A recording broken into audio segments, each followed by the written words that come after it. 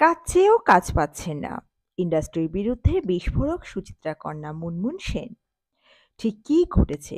বিস্তারিত জানাচ্ছি আজকের এই প্রতিবেদনে। তো বন্ধুরা, অবশ্যই সম্পূর্ণ ভিডিওটি দেখবেন। চ্যানেলে নতুন থাকলে চ্যানেলটিকে সাবস্ক্রাইব করে পাশে রাখা নোটিফিকেশন আইকনটি অল করে রাখবেন। বাংলা সিনেমার মহানায়িকা সুচিত্রা সেনের মেয়ে তিনি। অবশ্য এটাই শুধু তার একমাত্র পরিচয় নয়। অভিনেত্রী হিসেবেও যথেষ্ট নাম করেছেন মুনমুন সেন।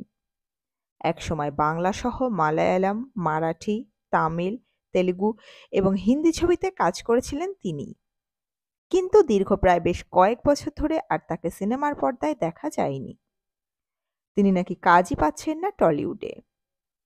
মুনমুন সেন সম্প্রতি 2024 শর্ট ফিল্ম ফেস্টিভ্যাল অনুষ্ঠানে উপস্থিত হয়েছিলেন। সেখানে তিনি সাংবাদিকদের সঙ্গে সাক্ষাৎকার করেন। সাক্ষাৎকার চলাকালীন তিনি অভিনেত্রী শিলা মজুমদারের মৃত্যুর সংবাদ নিয়ে দুঃখও প্রকাশ করেন। সেই সঙ্গে তিনি নিজেও টলিউডের উপর তার একরাশ আক্ষেপ প্রকাশ করে দিয়েছেন। সাংবাদিকরা মুনমুন সেনের কাছে জানতে চান এখন আর তার টলিউডের পর্দায় কাজ করার ইচ্ছে রয়েছে কিনা। তার উত্তরে মুনমুন বলেন তার কাছে এখন আর সেরকম অফারই আসে না, তবে তিনিও কাজ করতে ভীষণ আগ্রহী, কিন্তু সেরকম রোল এবং সহ অভিনেতা তিনি পাচ্ছেন না। যে সমস্ত অফার আসছে সেখানে রোল এবং সহ অভিনেতা তার পছন্দ হচ্ছে না।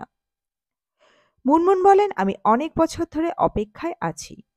সিস্টার নিবেদিতা করার খুব ইচ্ছে ছিল। শুরু করেছিলাম টিভিতে, তবে সিজন শেষ হয়নি। দীপার প্রেম রিমেক করা যায়। অনেক বিষয় আছে যেগুলি করা যায়, কিন্তু কিছু কেউ ভাবে না সেইভাবে। এরপর তিনি শর্ট ফিল্ম নিয়েও কথা বলেন। তিনি মনে করেন এখন শর্ট ফিল্ম সেভাবে ভালো প্রচার পায় না। শর্ট ফিল্ম নিয়ে বলতে গিয়ে মুনমুন বলেছেন, শর্ট ফিল্ম বানানো খুবই কঠিন। এই ফিল্মটাই ধরো কতজন করবে। আমি বুলবুল সিরিয়ালের লেখককে খুব মিস করছি।